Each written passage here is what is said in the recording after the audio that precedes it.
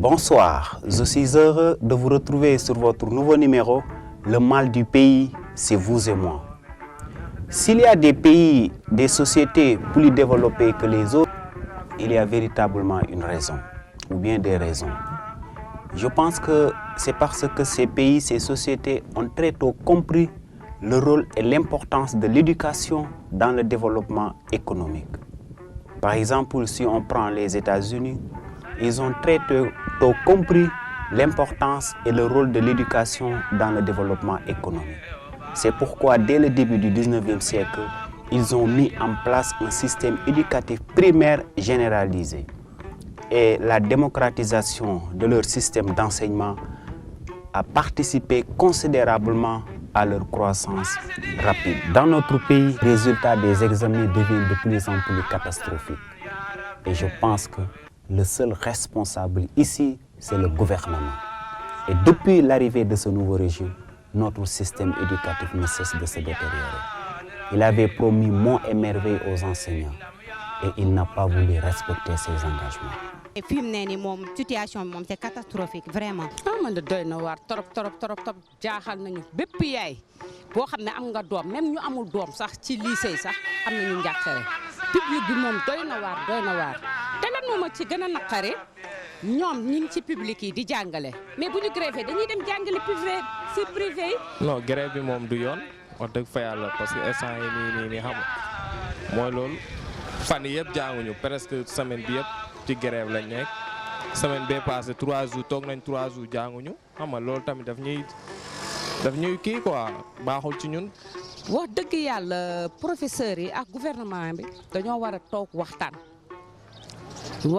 professeurs yi tamit ñu dawal yërmande xam na ni seen doom yi ñoom la ñu yor. Je dois m'adresser aux enseignants. Je sais que vous n'êtes pas les grands responsables de la détérioration de notre système éducatif. Mais je dois vous dire ceci. Un métier doit être d'abord une vocation. Quand on choisit un métier, ça doit être une vocation. L'enseignant qui a choisi l'enseignement comme vocation, s'il ne se trouve pas devant les élèves, il se sent malade, car c'est l'enseignement qui nourrit son âme. Mais quand un étudiant, ou je ne sais pas, quelqu'un tente tout et rate tout, et sous la pression de la société et les dures lois du chômage, il se bande les yeux et se jette dans l'enseignement. Je suis désolé, mais celui-ci ne peut être ni performant ni productif. Et des enseignants de ce genre, il y en a pêle-mêle dans notre système éducatif et c'est une catastrophe. Les États-Unis enseignent aux enfants le courage. Ils leur disent, oui, vous êtes les meilleurs. Vous devez faire des progrès et des inventions.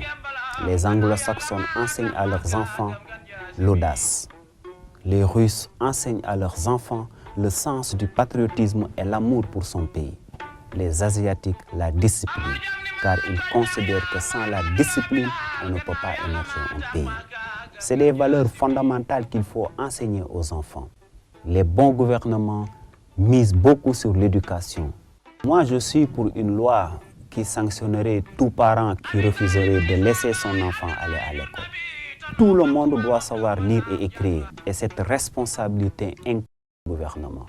Une nation sous un bon gouvernement ne devrait permettre à personne de rester sans éducation. L'éducation est au début et à la fin de toute nation.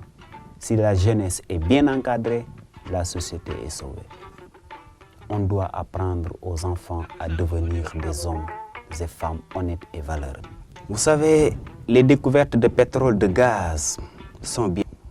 Ça peut donner de l'espoir aux citoyens.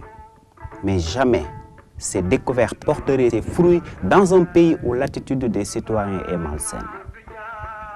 L'émergence d'un pays ne dépend pas de ses ressources naturelles disponibles, mais de l'attitude et du comportement de ses citoyens. On peut se doter de toutes sortes de ressources naturelles disponibles tout en étant économiquement pauvres. Si nous sommes riches, nous sommes les responsables.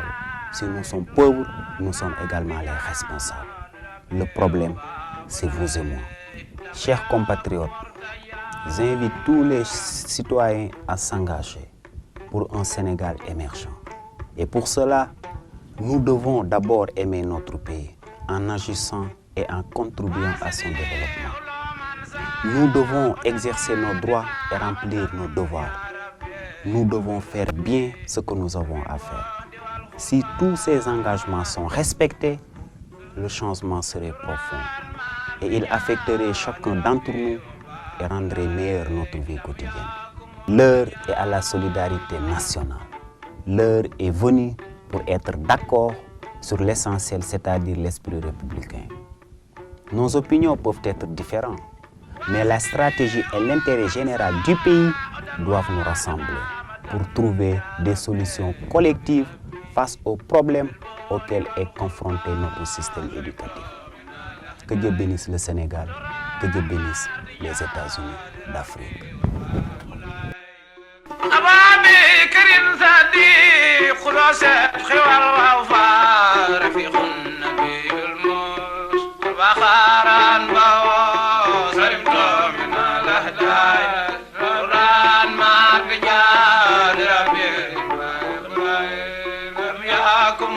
Ya